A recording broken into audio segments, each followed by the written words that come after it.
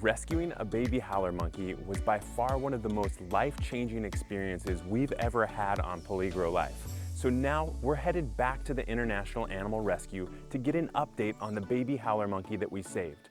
Each animal in the sanctuary has its own heartwarming story that you don't want to miss. So please like, subscribe, and let's get into it to see how our baby monkey's doing. As soon as we arrived to the International Animal Rescue Center, we were met by friendly staff who walked us into the sanctuary, and we got to see this beautiful setup. I've worked at rescues before, and honestly, this was one of the cleanest and well-maintained places that I've seen. There was a ton of open space and huge enclosures, making the most natural habitat for the animals that have to call this their new home. We headed into their education center for a quick introduction and talk about what we would be experiencing on this tour. Of course, we were super interested in how our baby monkey was doing, so we sweet talked the guide, and they ended up calling the medical center to give us some behind-the-scenes updates. Something really important to note is this is both a medical treatment facility and an animal sanctuary, and the idea is to keep the two completely separate. The public can check out the sanctuary because these are animals that are never going to be released back into the wild due to the severity of their injuries. The medical facility is where they bring the animals after the initial rescue, and the goal is to rehabilitate and release them back into the wild. So they're really trying to keep contact with humans to a minimal so that the animals don't get accustomed to the humans and can't survive on their own in the wild. This was somewhat heartbreaking news for us because we were hoping that we would get to see the baby monkey that we saved. In the grand scheme of things, we understand what the purpose is, and the more we get attached to the little baby monkey, the less chance that it has to be back into the wild. Even though it didn't make it any less painful, we understood why, and we enjoyed the rest of our tour getting to know a lot of other animals and their stories, as well as learning the threats and the causes and how we can help all the animals that are ending up at this rescue center. Here's what we learned about what we thought was the monkey formerly known as Monita. Well, it turns out Monita is actually a boy, and they changed his name to Tomas. Tomas is doing well. Tomas had a really bad infection on his leg, which was preventing him from walking and keeping up with the troop, which is why we found him in the middle of the forest with no monkeys nearby. This was reassuring to us because we knew we had made the right call. Clearly, Tomas had been attacked by some sort of animal. It could have been a raccoon, a coati, a dog, or even other howler monkeys. So this monkey was not going to survive on his own. It was crucial that we got him back to that International Rescue Center so that they could give him the proper treatment and then be able to release him into the wild.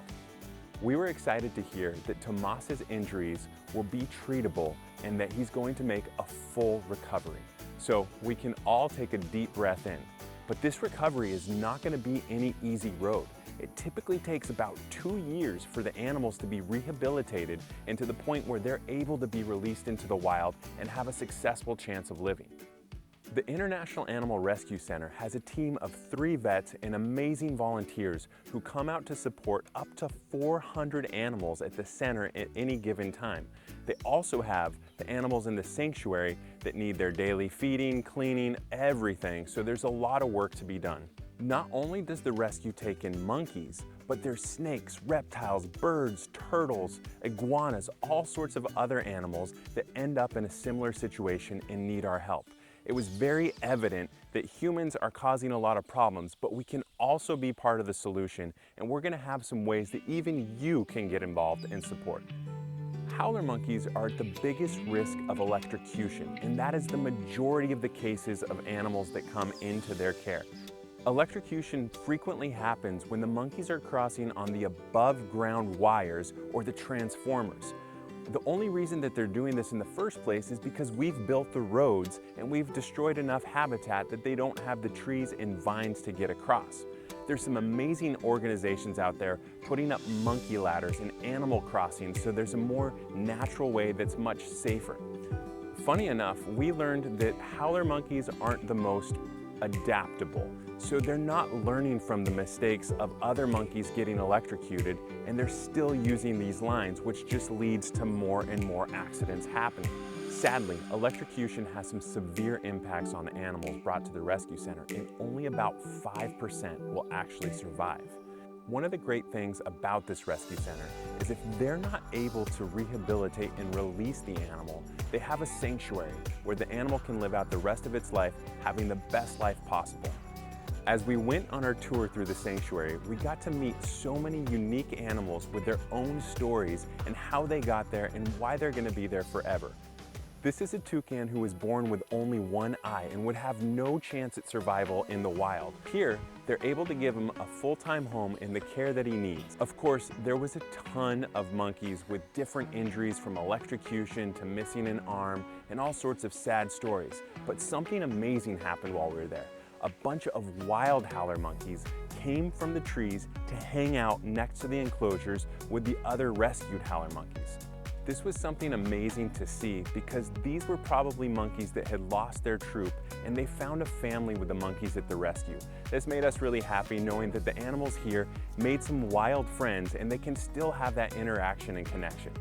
Not all of the animals that were brought to the rescue center were because of injuries. Some of them were illegal pets and they've been so humanized that while friendly and cute, they have no chance at survival in the wild.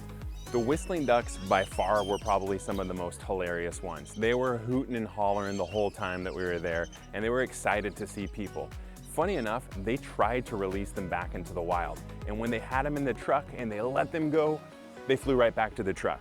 And they tried it again and they flew right back to the truck. So it was really clear that they weren't ready to leave their full 5-star meal service and go out into the wild. We also got to see some peccaries who were super happy to see us and put on a little bit of a display. Peccaries look like pigs, but they're more closely related to horses, and they're all throughout the Americas. These two clearly love their life at the rescue center and are happy to be here. For me, this was the first time that I got to see the great green macaw, which is critically endangered and only occurs on the Caribbean slope of Costa Rica. This one was brought to the rescue center because it initially came from a macaw rescue center where it didn't get along with any of the other macaws there.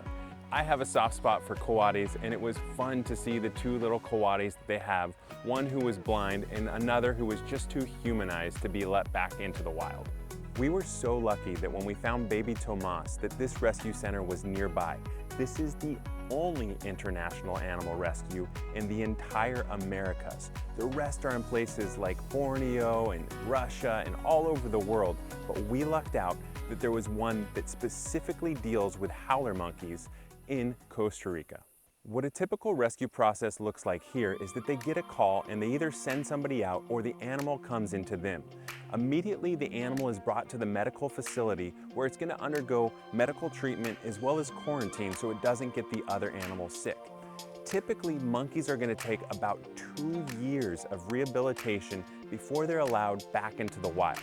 If they can't go back into the wild, that's when they end up at the animal sanctuary. These animals probably play one of the most important roles in the rescue center because they're animal ambassadors. They're animals that people can come, learn their stories, and feel so motivated that they want to act and help out other animals that are in need.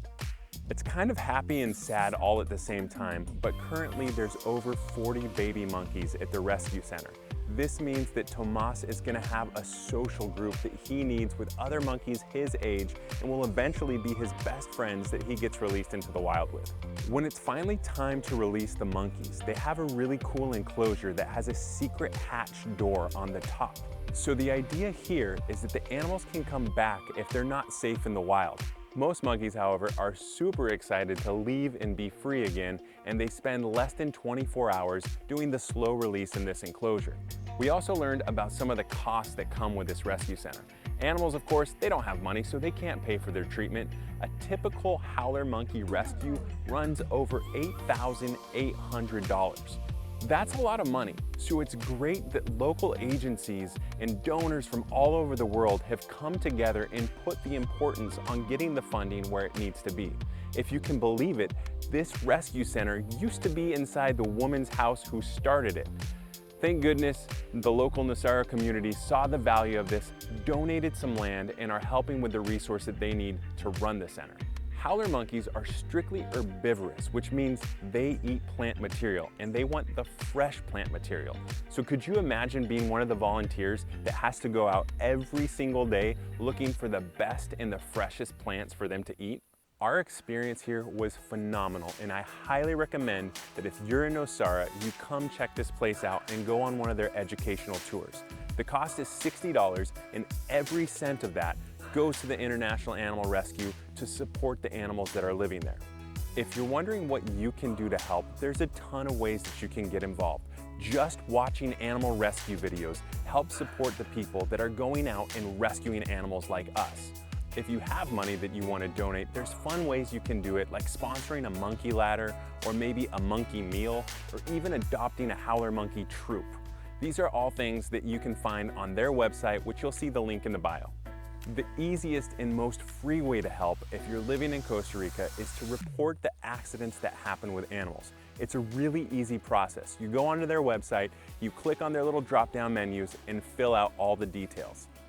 Being involved in Tomas's rescue really touched our hearts, so get ready for more monkey content. In the meantime, please like and subscribe so we can continue bringing you all this amazing footage and make you part of the rescue as well.